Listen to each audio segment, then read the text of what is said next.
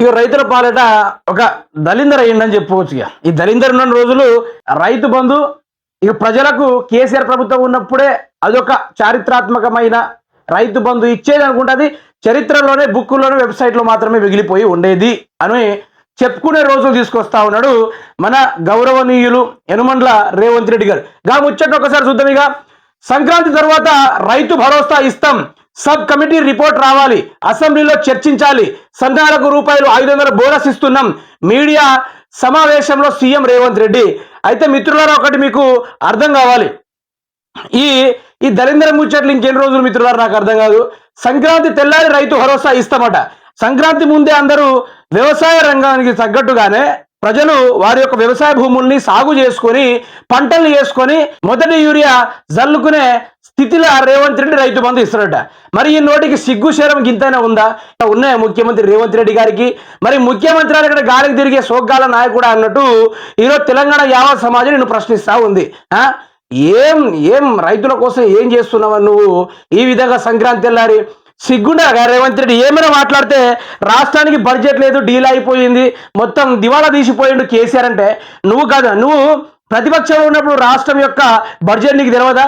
రాష్ట్ర ఆర్థికం ఏ విధంగా ఉందో నీకు తెలియకుండా అధికారంలోకి వచ్చినావా? ఇవన్నీ ప్రజల ముందు స్టండ్ చేయడానికి క్రియేట్ చేస్తా ఉన్నాడు. సిగ్గు శరం గింతైనా ఉందా ముఖ్యమంత్రి రేవంత్ రెడ్డి? కొంచెమైనా నీకు సిగ్గు శరం ఉందా? 400 మంది ఇదే రైతు బంధు ఇయ్యక 400 మందిని పొట్టన పెట్టుకున్నావు. వారిని కూడా పరామర్శించడానికి కూడా నువ్వు పోలేని పరిస్థితి. ఈరోజు మళ్ళీ సంక్రాంతి తెల్లారి అంటే సంక్రాంతి తెల్లారన్నావు. ఆ సంక్రాంతి కూడా డీలా పడ్డది, అందరూ ఎలా తీసుకున్నారు ఆ సంక్రాంతిని. మళ్ళీ వచ్చినావు, మళ్ళీ ఇప్పుడు మొదలు కాగానే తర్వాత ఆగస్ట్ అంటివి, తర్వాత దసరా ముందంటివి, దసరా తెల్లారంటివి, దీపావళి తెల్లారంటివి, ఇప్పుడు పోయి మళ్ళీ సంక్రాంతి తెల్లారంటున్నావు. నీ నోరుకి సిగ్గు శరం ఇంకేమైనా ఉంటే మాట్లాడు రేవంత్ రెడ్డి. మా రైతాంగంతో నేను మాట్లాడియారు, కానీ ఈ సిగ్గులేని సన్నాసి ఈ రాష్ట్రానికి మోపైతా ఉన్నారు. నువ్వు ఏవో డైలాగ్ కొడుతీవి కదా, ఓహో కేసీఆర్కి ఇట్లు ఇస్తా అంటే నేను ఊసలు కూడా మీకి కట్టలు కట్టి మూటలు మీకు ఇస్తా అంటే రేవంత్ రెడ్డి ఇంత నా నోరుకి అదుపు లేకుండా సిగ్గులేని నోరు పెట్టుకొని, ఆ కంపు నోరు పెట్టుకొని, నానా రకాలుగా మురికి నోరు పెట్టుకొని నానా రకాలుగా మాట్లాడినావు కదా ప్రతిపక్షంలో ఉన్నప్పుడు. ఎకరానికి 15,000 ఇస్తా, 15,000 పీకిచ్చిండే పెద్దగా. ఇక రైతులుగా నువ్వు పొలాల సైడ్ అవపడాలి. మీకు ఒక మహర్షి సినిమా కటౌట్ లెక్క రేవంత్ రెడ్డి ఒక సాంగ్ వేసుకొని రైతుల గురించి ఏదో పెద్ద నాగలి దున్నట్టు రైతు బిడ్డ అయినట్టుగా కొన్ని ఫోజులు కొడతా ఉన్నాడు. ఆ వీడియోని ఒక్కసారి చూసుకుందాం. ఈయన ఎట్లా అంటాడు ఒకసారి చూసుకుందాం. ఎరండి ఇప్పుడు నేను మళ్ళీ రైతులకు పాటిస్తున్నా, సంక్రాంతి పండుగ తర్వాత రైతు భరోసా మీ ఖాతాలో తీసేది సోనియమ్మ గ్యారెంటీ.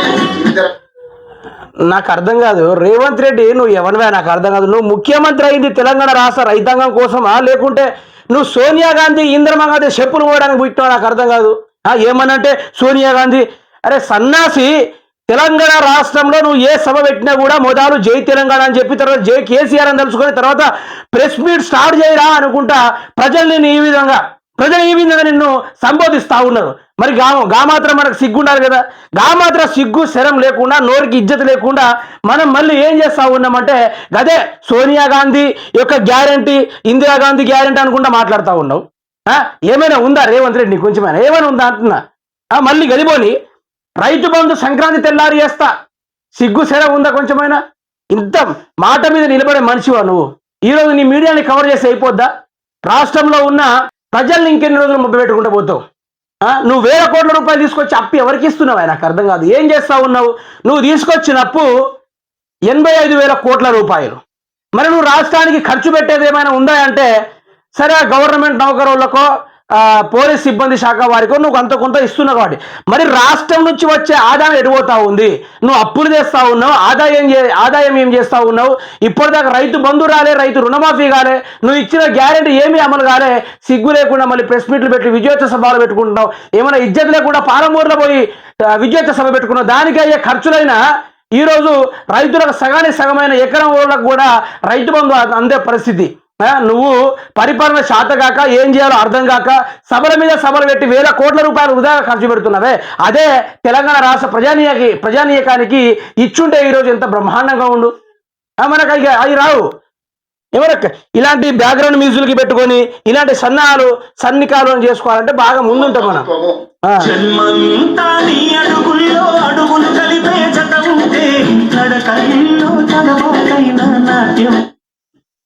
ఈసారి రేవంత్ రెడ్డి కనుక పొలాల గట్ల సైడ్ వస్తే మొదలు గొర్రు పట్టియండి, లేకుంటే నాలుగు సరగడ గుంజండి ఈ మనిషిని. అసలే రైతు బిడ్డ అట. ఆయన పాట చూడు. రైతులు నువ్వు గనక గ్రామాల్లోకి వస్తే రేవంత్ రెడ్డి, నేను నిజంగా చెప్తున్నా, తుమ్మల నాగేశ్వరరావు అయినా నీ యొక్క మంత్రి శాఖ అయినా రైతుల దగ్గరికి వచ్చి వారి సమస్యలు పట్టించుకోవడానికి మీరు కనుక కార్లు వేసుకుని వస్తే, రైతుల ఖద్దరు చెప్పులు చూసినావు ఎట్లుంటాయో, రైతులు చెప్పులు చూసినావుగా, ఆ చెప్పులు తెగేంత వరకు కొడతారు మిమ్మల్ని, తెగేంత వరకు కొడతారు. ఎట్లా కొడతారంటే ఉరుకొచ్చుకొని శంపల మీద, వీపుల మీద, తలకాయల మీద చెప్పుల మూతలు మోగిస్తూనే ఉంటారు రైతులు. అంత ఆగ్రహం మీద ఉన్నారు.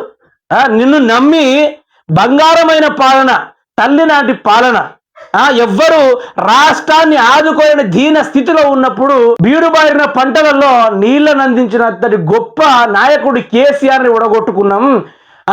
నిన్ను గెలిపించుకుంటే ఈరోజు రైతుల పక్షాన నువ్వు రాక్షసుని అయ్యి, ఎముడి అయ్యి మా ప్రాణాలు తీయడానికి కూర్చున్నావు. సిగ్గు సెర ఉందా రేవంత్ రెడ్డి నీకని రైతాంగం వారు లబో దిబో అని మొత్తుకుంటా అంటే అన్ని పక్కన పెట్టి అన్ని పక్కన పెట్టి హరీష్ రావు నువ్వు రాజీనామా ఇద్దా, ఆగస్టు 15 తర్వాత రుణమాఫీ ఏకకాలంలో చేస్తానని చెప్పి అది కూడా ముండా మోపే. మీరు దసరా పండుగ జరుపుకోండి, షాపింగ్లకు పోండి, బాంబులు తెచ్చుకోండి, కుక్కచెర్ల బాంబులు తెచ్చుకోండి, నేను మీకు రైతు బంధు ఇస్తున్నారు దసరా ముందు అని చెప్పిండు. చీరలకే దిక్కులేదా మళ్ళీ రైతు బంధు అట దసరా ముందు. ఇప్పుడు ఆ మాట మార్చి జిత్తర మారినక్క ఈరోజు మళ్ళీ ఏ రోజు అన్నాడయ్యా, సంక్రాంతి అన్నాడు. రైతులారా, మీకు ఇప్పుడు రైతు బంధు పైన మీకు ఏ విధంగా అనిపిస్తా ఉందో మన నెంబర్కి ఫోన్ చేయండి. ఇక రేవంత్ రెడ్డి కథ ఇంకొకసారి ప్లే చేద్దాం. ఇక రండి.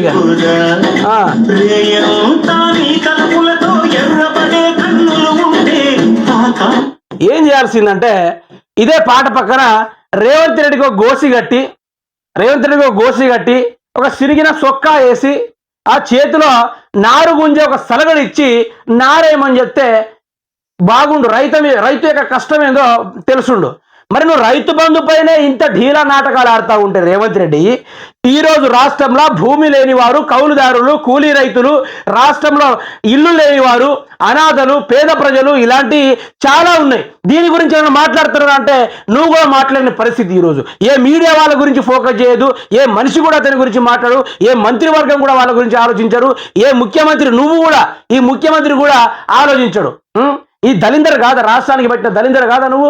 మరి ఎవరి నువ్వు రాష్ట్రంలో పేదవారి బ్రతుకుల్లో ఒక చిరునవ్వును తీసుకొస్తా అని చెప్పి నువ్వు రైతులకు ఇప్పటిదాకా ఇవ్వాల్సిన రైతు బంధు కూడా ఇవ్వకుండా అటు నుంచి వచ్చే బ్యాంకుల నుంచి రకరకాల బ్యాంకుల నుంచి వేల కోట్ల రూపాయలు గుమ్ముకొచ్చి దగ్గర 95,000 కోట్ల రూపాయలు ఆగం చేసి రాష్ట్రం నుంచి జనరేట్ అయ్యే ఆర్థిక డబ్బుల్ని కూడా ఆగం చేసి ఈరోజు రైతుల్ని ఆగం చేసి ప్రజల్ని ఆగం చేసి ఏం చేస్తా ఉన్నావు? ఆ డబ్బులంతా నువ్వు ప్రజల్ని బాగుపెట్టేటోడివా?